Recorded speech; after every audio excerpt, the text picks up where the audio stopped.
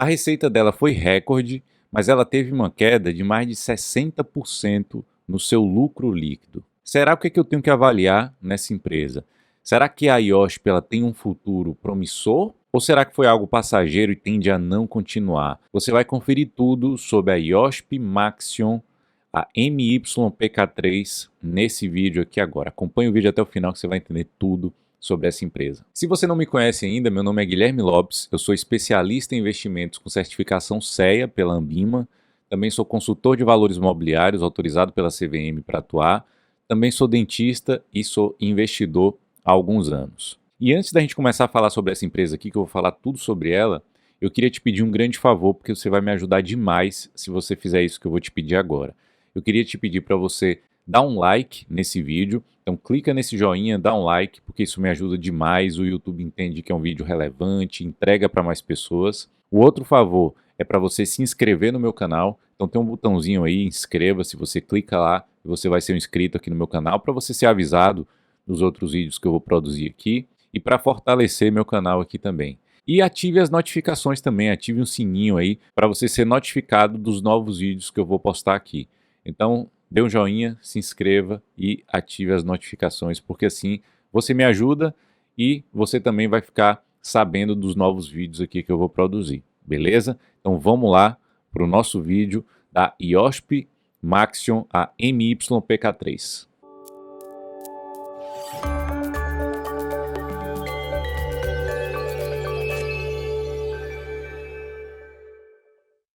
A primeira coisa que eu costumo fazer aqui, quando a gente vai falar sobre alguma empresa, é contar um pouco da história, falar o que a empresa faz, qual é o modelo de negócio. E a primeira coisa aqui que a gente vai falar sobre a IOSP Maxion, que é a MYPK3, é que ela é hoje basicamente uma companhia global. Ela está no mundo inteiro. E ela surgiu em 1918. É uma companhia que tem mais de 100 anos. Hoje ela é líder mundial na produção de rodas automotivas, é uma das principais produtoras de componentes estruturais automotivos nas Américas. Ela tem atualmente 32 fábricas, eu vou te mostrar nessa imagem aqui. Essas fábricas são espalhadas pelo mundo inteiro, então está ali no México, no Uruguai, na Argentina, também está em toda a Europa, também está na África, na Ásia, então ela está espalhada pelo mundo inteiro. Além disso, a empresa hoje ela possui mais de 17 mil funcionários. Ela foi listada na antiga BMF Bovespa em 1980, uma empresa bem antiga ali na nossa bolsa. E em 2008, mais recentemente, ela ingressou no novo mercado. Em 2008 também, ela, com sua diversificação geográfica, ela construiu uma planta na China. Em 2011, ela fez uma aquisição da Montish, 50% dessa empresa, que é de chassis na Argentina. Em 2019, uma construção de planta de rodas de alumínio na Índia. Em 2021, construção de planta de rodas de alumínio em parceria com Dongfeng na China também. Então ela continua expandindo e crescendo por todo o mundo. E agora que você sabe um pouquinho da história, você tem que saber também qual é o modelo de negócios, né? Como que ela atua, o que ela faz, quais são as divisões que tem ali dentro da empresa.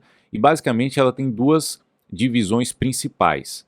A primeira delas é a Maxion Wheels e a segunda divisão é a Maxion de componentes estruturais, que é uma outra divisão da IOSP Maxion. E agora eu vou falar um pouquinho de cada uma delas, né? O que a Maxion Wheels faz? Basicamente, essa aí, como você vai ver na foto, a Maxion Wheels ela é responsável pela produção e comercialização de ampla gama de rodas de aço para veículos leves, comerciais e máquinas agrícolas e também rodas de alumínio para veículos leves. Atualmente a Maxion Wheels está em 23 plantas industriais espalhadas por 12 países. Então essa é a divisão Maxion Wheels, basicamente ali de rodas para veículos leves, rodas de aço e de alumínio. E a outra divisão ali, a outra parte do modelo de negócios da Maxion é a Maxion de componentes estruturais. Basicamente, ela produz, como o próprio nome diz, os componentes da estrutura de um veículo ali. Produção de longarinas, que é a estrutura central do veículo, é como se fosse ali a espinha dorsal do veículo. Também travessas, chassis montados para veículos comerciais, e conjuntos estruturais para veículos leves. A Maxion de componentes estruturais, ela opera em 6 plantas industriais em 4 países: Brasil, Argentina, Uruguai e México. Existe também uma terceira divisão ali do modelo de negócios da Maxion, né? Essas duas são as principais, é o que tem a maior receita ali, é o que produz mais nessa empresa. Mas a terceira divisão também é essa daqui, ó, a Amstead Maxion. Ela basicamente produz rodas e fundidos ferroviários, fundidos industriais e vagões de carga. Então ali é toda voltada para a parte ferroviária. Os principais clientes dessa marca são as operadoras ferroviárias no Brasil. E ela opera 2 plantas industriais no Brasil. Ambas são no estado de São Paulo. Uma na cidade de Cruzeiro, que é a produção de fundidos ferroviários industriais, e a outra na cidade de Hortolândia, que é montagem de vagões ferroviários. E aí, com isso, né, com essa descrição, você já começou a entender aí o que que ela faz, né, qual é o modelo de negócios, um pouquinho da história dela e o que que ela faz. Basicamente, o que que a empresa considera ali que ela tem de vantagem em relação às outras empresas? Primeiro, ela é líder de mercado, né? Ela tem uma presença global, ela está em vários países, em todos os continentes praticamente. Ela tem um crescimento com disciplina financeira, eu vou mostrar para vocês exatamente como é que está o processo, a estrutura financeira ali da companhia, como é que está a receita, lucro, como é que está a alavancagem da empresa. Ela também tem custo de produção competitivo e ela tem qualidade de produtos e processos também. Então, essas são as vantagens que a empresa considera que ela tem em relação a outras empresas ali que concorrem com ela, as principais vantagens competitivas. E você pergunta assim, beleza, Guilherme, estou entendendo, já entendi um pouco da história, já entendi o modelo de negócio, o que que ela faz rodas de aço, rodas de alumínio, também faz a parte estrutural ali dos veículos, também tem a parte ferroviária. E quem são os principais acionistas dessa empresa, dessa companhia? E eu vou te mostrar nessa imagem aqui agora. Os primeiros acionistas, os principais, é a família, né? A família IOSP. Logo depois, ali a gente vê o Alaska, né? Alaska Investimentos, que tem 10,8% da companhia. Depois tem a Vulcan Administração de Recursos, 7,7%. Um fundo de investimentos em ação, WPA, 7,2%, a BlackRock com 5,3%, 1,4% em tesouraria e 52,7% é o Free Float. Está lá disponível à venda as ações em circulação. Então, basicamente, são os principais acionistas. E aí também todo mundo que investe em empresas quer saber da disponibilidade de dividendos, né? Será que a empresa paga, não paga? Quanto que ela paga de dividendos para os seus acionistas? Eu fui buscar essa informação e achei essa informação aqui lá no Estatuto Social da empresa. Basicamente, em resumo, o que está escrito aí é que ela vai distribuir o mínimo de 37% do seu lucro em forma de dividendo para os seus acionistas. Então não espere menos de 37% do lucro da empresa em dividendos. E aí a gente vai ver também qual é o histórico dela, né? Já que ela diz que o mínimo é 37, mas pode ser que ela distribua mais. Quando a gente pega o payout, né, que é o percentual do lucro que é distribuído para os acionistas em forma de dividendo, a gente chega lá na média, olha lá a média lá em cima no canto esquerdo, 38,74%. Então está muito próximo do mínimo que a empresa distribui. E se você vê o atual lá, está em 15,62, mas é provável que seja por conta do prejuízo que ela teve lá em 2020 e aí está recompondo a reserva dela ali. Então, basicamente, dividendo da IOSP Maxion, a MYPK3, você vai ter ali no mínimo 37% do lucro líquido. E agora a gente vai começar a ver um pouco do resultado, né? Você viu o que é que ela faz, um pouco da história, dividendos, principais acionistas, mas será que ela está dando lucro? Será que ela está crescendo? Será que ela não está? Será que ela tem boas perspectivas aí no futuro? E agora você vai começar a ver isso aqui comigo a partir dessa imagem aqui agora. Como é que está a produção de veículos leves no mundo? Esse gráfico mostra que teve uma queda na produção ali de 2019 para 2020, muito provavelmente por conta da pandemia, que bagunçou toda essa cadeia aí de produção, cadeia logística e tal. Já em 2021 já teve uma retomada ali, já cresceu de 2020 para 2021, E a projeção que a empresa faz é essa aí nos gráficos mais à direita, nos gráficos mais claros. 2022 está para encerrar agora, projeta ali um crescimento, né, de 82 milhões e depois ela projeta ali um crescimento de 3% ao ano ali da produção global de veículos leves. E embaixo ali naquela partezinha mais clara é a produção global, só que ela exclui a China. Então, sem a China é um crescimento maior que a empresa projeta ali. Com relação aos veículos comerciais, basicamente a mesma coisa também. Ela projeta até um crescimento um pouco maior, né, de 2022, 2023, 2024, um crescimento ali de 2022 para 2023 de 11%, 2023 para 2024 de 4%. Então, ela projeta um crescimento um pouquinho maior aí em veículos comerciais. E vamos continuar acompanhando aqui no próximo slide. Aqui é a receita operacional consolidada do último trimestre agora que ela divulgou.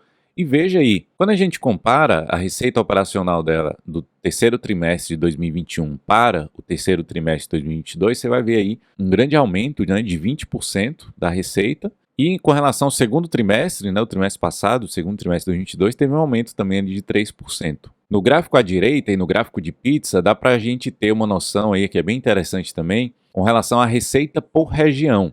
Então vê que é bem distribuída, inclusive, ali América do Sul 33%, América do Norte 29%, Europa 29%, a menor parte ali fica na Ásia e outros, com 9%.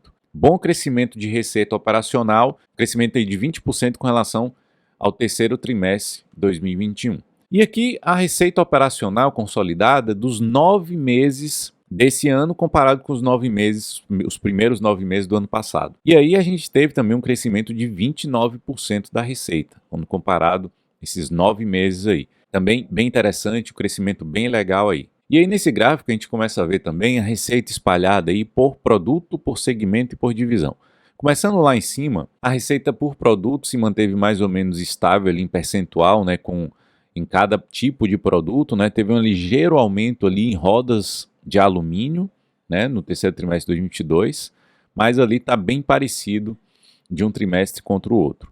Receita por segmento também se manteve estável ali, 48% para veículos comerciais e 52% da receita veio de veículos leves. Isso se repetiu no outro trimestre também. E a receita por divisão também praticamente igual, né? Uma variação ali de só 1% de diferença entre um e o outro. Entre componentes estruturais, que é a Maxion de componentes estruturais, e a de rodas é a Maxion Wheels. Ali 73% da receita vem da Maxion Wheels e 27% da receita vem da Maxion de componentes estruturais, né? Variando um pouquinho ali, 1% de um trimestre contra o outro. No próximo gráfico, a gente vê aí um gráfico bem interessante, a receita por cliente. Então, o cliente mais relevante que tem ali da IOSP é a Daimler, depois tem ali a Scania, né, com caminhões, veículos comerciais, depois tem a Ford e ali tem várias outras montadoras. Você vê que todas as principais montadoras estão aí. A Honda, a Volkswagen, BMW, Porsche, Volvo, estão todas as empresas principais que você conhece estão aí e são clientes da IOSP Maxion, que é uma empresa brasileira. E passando um pouquinho mais, a gente vê aí o desempenho operacional, né, na América do Sul primeiro. Você vê que a receita operacional cresceu na América do Sul, 23,4%, sinal positivo aí da receita crescendo. A receita na Europa também, o desempenho operacional, a receita cresceu também 22,2% de um trimestre contra o outro. A receita na Ásia e nos outros cresceu também, mais 17,4% em relação de um trimestre em relação ao outro. E aí a gente vai chegar aqui no lucro bruto primeiro e ver a margem bruta. Primeira coisa que a gente percebe é que houve uma queda de 31,6% no lucro bruto e a margem subiu 12%.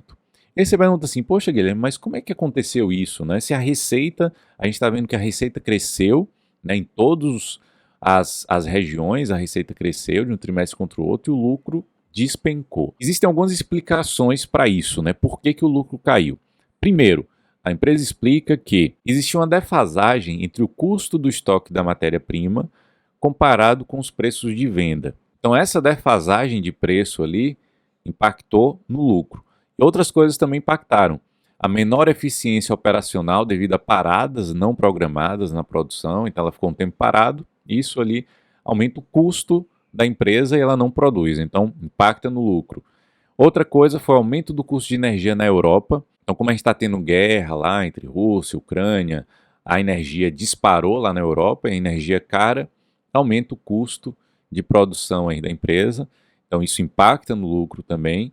E também o impacto da inflação em todas as regiões. Como a gente está vendo, o mundo inteiro está passando por inflação, isso impacta aí no lucro também. E para explicar um pouco melhor, você vai ver essa imagem aí, para explicar um pouco melhor sobre essa questão do lucro bruto ter caído. Veja essa primeira linha, a receita operacional líquida cresceu 20,5%, o total consolidado. Só que o custo dos produtos vendidos aumentou muito, aumentou 28,8%. E isso acabou impactando muito o lucro bruto da empresa. E você vai entender bem por que isso impactou. E por que isso impactou? Porque a empresa ela trabalha com uma margem muito pequena. Então, a margem pequena, qualquer variação de custos significa um impacto lá na frente, um impacto muito grande no seu lucro. E você vai continuar entendendo um pouco mais do que está acontecendo. Continue acompanhando o resultado aqui que você vai entender. E agora a gente vai passar aí para o EBITDA e a margem EBITDA, que é o lucro operacional da empresa. Se você olhar o EBITDA, ele também caiu, né? Caiu 26% de um trimestre contra o outro, e a margem EBITDA ela também teve uma leve queda de 0,4%. E, inclusive, a empresa ela justifica esse EBITDA, essa queda nesse EBITDA, como alguns efeitos não recorrentes. Inclusive, ela fala ali exclusão de ICMS na base de cálculo de PIS e COFINS de alguns trimestres, mas se isso não tivesse acontecido, a queda seria ainda maior, né?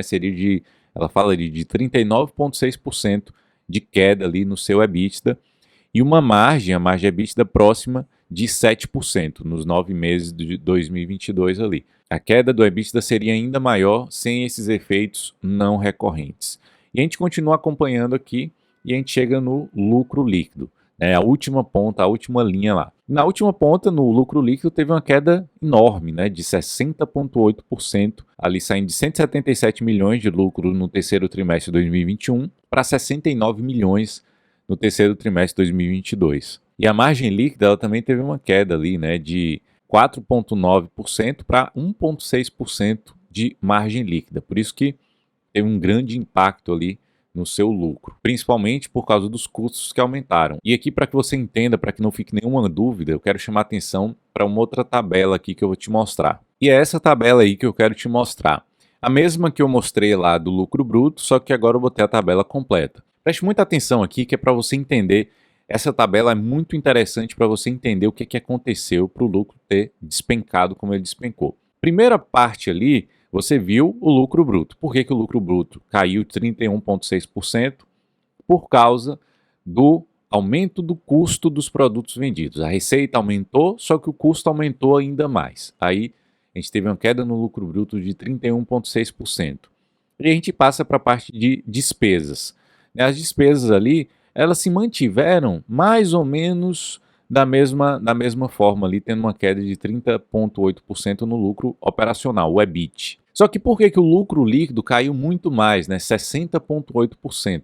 Por causa, basicamente, se você olhar ali, do resultado financeiro. O resultado financeiro foi muito impactado e isso provavelmente por conta do aumento dos juros. Se a empresa ela tem dívidas, essas dívidas estão atreladas à taxa de juros, se a taxa de juros aumenta, a dívida da empresa aumenta e ela paga mais juros em relação a isso.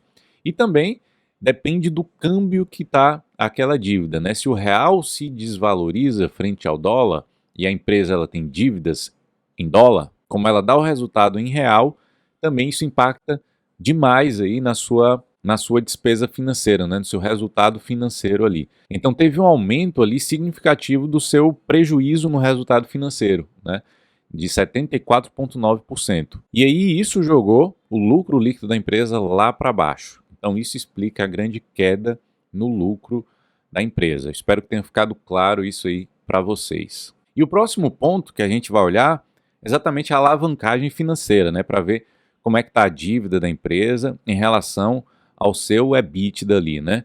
Então, basicamente, eu considero que está ali em 2,27 vezes ali a dívida líquida sobre o EBITDA, eu considero estar num patamar bastante razoável, bastante tranquilo ali, que a empresa está bem saudável financeiramente com essa alavancagem. Teve um pico ali em 2020 por conta da pandemia também, né? Mas hoje ali, terceiro trimestre de 2022, 2,27 está no nível que eu considero saudável. E agora a gente vai começar a falar sobre alguns indicadores, né? Os indicadores que a gente vai ter uma noção se a empresa está cara, se ela está barata. A gente já viu os resultados, a gente sabe o que aconteceu com a empresa, mas esse resultado justifica o preço atual daquela ação, justifica os múltiplos que ela está negociando. É isso que a gente vai ver aqui agora. O primeiro indicador que a gente vai ver é o Dividend Yield. Dividend Yield é o dividendo que a empresa paga com relação ao preço atual dessa ação, né? A média de dividend yield dessa empresa é de 3,68%. Então ela negocia ali com um dividendo de 3,68%. Atualmente está em 12,94%, então disparou ali o dividend yield, né? Então é um ponto interessante. O próximo indicador que a gente vai avaliar é o PL, né? O preço sobre lucro. Se você olhar, esse indicador está contaminado, né? Porque teve ali em 2017 o PL disparou, né? Teve algum evento ali que o PL saiu do normal, mas se você olhar os outros anos ali, ela costuma negociar com PL de 16 vezes, 17 vezes, ela costuma negociar com PL mais alto. E desde 2021 que ela está sendo negociada com PL mais baixo, por volta de 4 vezes. E o atual está em 4,25 vezes. Então ela está mais barata do que a média que ela negocia. Então esse é um outro ponto interessante. Vamos continuar olhando aqui. O próximo indicador é o preço sobre valor patrimonial. A média desse PVP, do preço sobre valor patrimonial, é de 1,25. E ela atualmente está negociando a 0,53. Então ela está com desconto frente ao seu valor de patrimônio. E para a empresa como a IOSP, né, olhar essa questão do preço sobre valor patrimonial é bem interessante. Então ela está com grande desconto ali, quase a metade do seu valor de patrimônio ali em relação o seu preço em relação ao valor de patrimônio. Então está com desconto bem interessante, bem grande. Próximo indicador que a gente olha é o retorno sobre patrimônio líquido. Aí realmente ela decepciona um pouco, ela tem uma média de 8% de ROI, né, o retorno sobre patrimônio líquido, mas o atual está maior, está em 12,57. Ainda assim, abaixo do nosso custo de capital, né, o custo de oportunidade, que atualmente com a taxa de juros mais alta, está em 13,75, ela tem um retorno abaixo desse custo de capital aí. E continuando olhando alguns indicadores aqui, a gente chega na margem líquida. A margem líquida também é algo que chama a atenção por ser uma margem bastante baixa, né? A média é 2,33%, a atual está um pouco maior, de 3,10%, mas mesmo assim a empresa ela trabalha com a margem bastante baixa aí, historicamente. E a gente vai ver agora a questão da receita. A receita está bem interessante, né? Ela tem uma receita crescente ano após ano.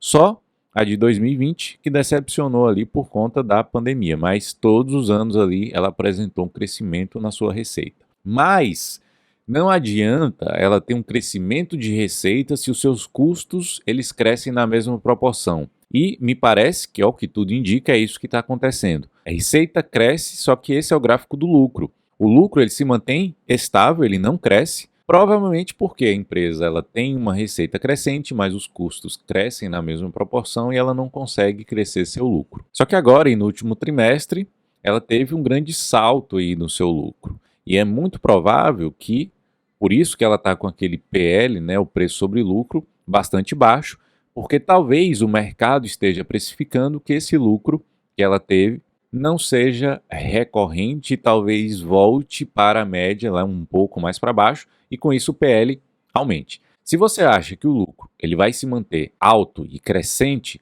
pode ser uma excelente oportunidade, porque o PL vai voltar para a média histórica, mas não com o preço caindo, e sim com o lucro subindo, e a empresa ela se multiplicaria, né, suas ações se multiplicariam por algumas vezes. E esse é o ponto central que a gente tem que avaliar nessa empresa. Será que ela vai conseguir agora, né, que ela não conseguiu nos últimos 10 anos, aí, nos últimos 12 anos quase? Será que ela vai conseguir crescer esse lucro de forma mais consistente? Ou será que é um voo de galinha? Será que esse lucro que ela teve aí, que foi maior em 2021, Será que ela vai voltar e devolver tudo ali para 2022, 2023 e nos próximos anos? E aqui eu vou deixar a minha opinião aqui, a minha conclusão em relação a essa empresa, a esse vídeo aqui. De um modo geral, se a gente pega a parte operacional da empresa, ela continua muito boa. Receita operacional crescendo, é uma empresa que está saudável financeiramente e ela está cada vez mais, né? Cada ano que passa, você vai ver que a receita está crescendo, né? Ela está evoluindo e a receita, cada ano que passa, está maior. Outro ponto que eu quero comentar aqui é que os impactos, né, dos resultados finais, lá a última linha, o lucro líquido, são causados principalmente pelos problemas relacionados à conjuntura mundial. Como foi mencionado aqui, aumento da inflação em todo o mundo, a questão do aumento, o custo da energia, principalmente na Europa agora, teve o choque ali por conta da pandemia. Então, a conjuntura mundial está desfavorável para essa empresa.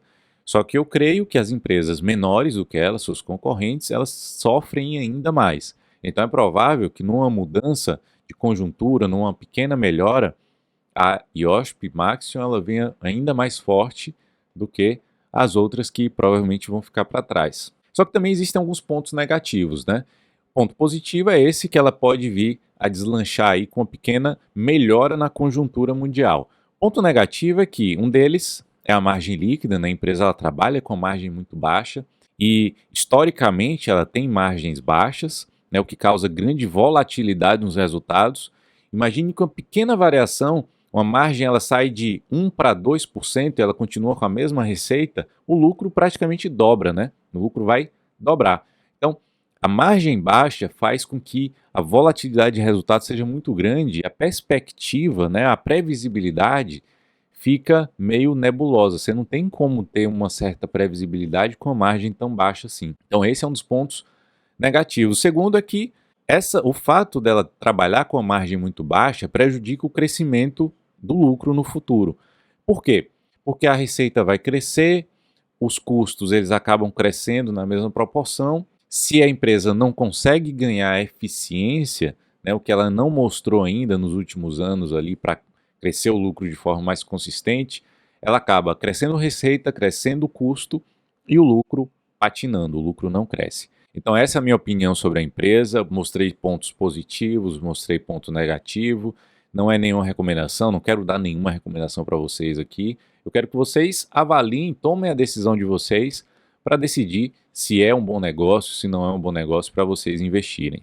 A minha recomendação, minhas recomendações eu dou para os meus clientes, na nossa mentoria, inclusive eu convido você para conhecer a mentoria Evolio, que é a nossa empresa de consultoria de investimento. Então convido você para conhecer a mentoria Evolio. Vou deixar um link na descrição desse vídeo aqui, é só você clicar no link, conhecer nossa mentoria, tirar todas as suas dúvidas, a gente pode te ajudar, a gente pode fazer um planejamento completo para você, para a sua carteira, recomendar os ativos que você precisa ter, recomendar as ações específicas, os fundos imobiliários específicos, a renda fixa específica que você precisa ter, a alocação que você precisa ter na sua carteira para te dar mais eficiência, para te dar uma melhor rentabilidade, uma melhor previsibilidade e para estar alinhado com o seu objetivo. Não adianta nada você copiar a carteira de outras pessoas ou seguir casas recomendadas de análise. Por quê? Porque não vai estar alinhado com a expectativa que você espera, com o objetivo que você busca. E por isso tem que ser um trabalho mais personalizado, um trabalho ali que um consultor ele pode te dar.